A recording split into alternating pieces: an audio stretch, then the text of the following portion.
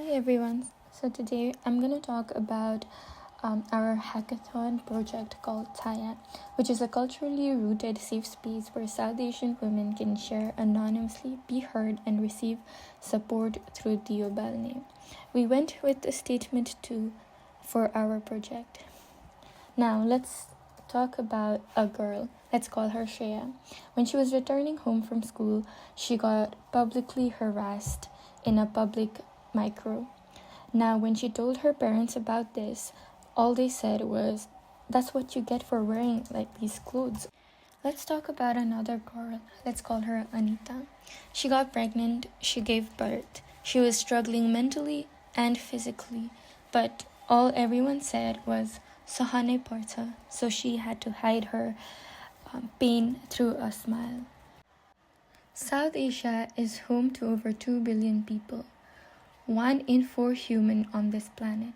Beyond the subcontinent, 44 million more live in the diaspora. We're talking about roughly 1 billion women and girls. And they are in crisis. The Nepal Demographic and Health Survey from 2022 found that 22% of Nepali women report anxiety, double the rate of men. Here are more statistics that show that this is one of the largest invisible mental health crises in the world. So you may ask, why don't they get help? Because this isn't a resource problem, it's a culture problem. Mental illness is considered a threat to the izzat of the family or the family's honor. In a collectivist culture, prioritizing your own mental health feels like betrayal. There's no anonymity in a tight-knit communities, and existing mental health tools assume individualism. But here's what does work. A UK randomized controlled trial found that for South Asian women, social connection outperformed antidepressant, women supporting women. This is where Chhaya comes. Here you can share your stories anonymously, light deal as a ritual, and share, connect, and feel less alone. So you may ask what the impact of Chhaya would be. It would reduce stigma, breaking down barriers around emotional expression and mental health.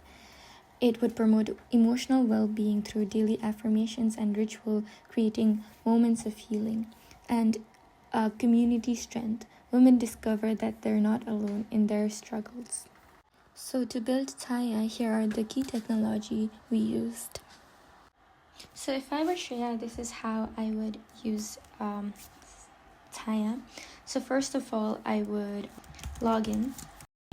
Since the whole page is in Nepali and I'm more comfortable in reading in English, I have the option to change in English as well. So I can write what's in my mind, like what happened to me.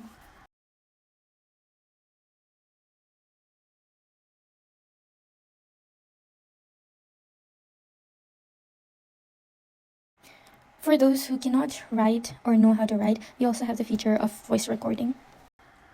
I can also talk to chatbot about my feelings if I don't feel comfortable sharing it in front of everyone.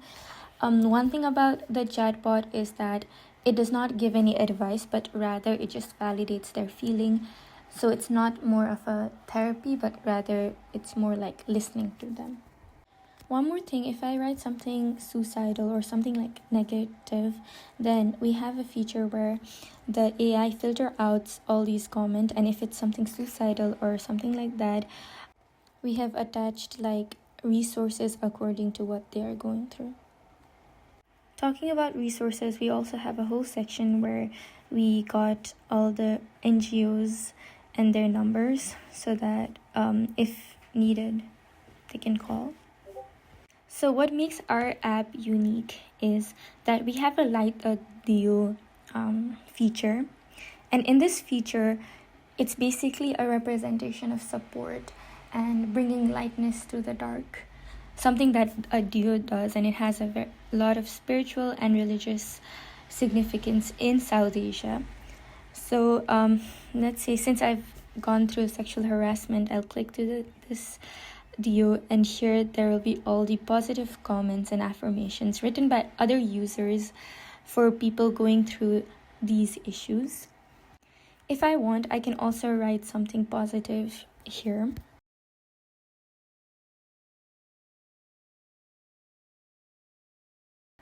One thing that we added was as someone writes a message, this dio gets larger and larger, and the screen gets brighter and brighter to kind of show that there's still hope and there's lightness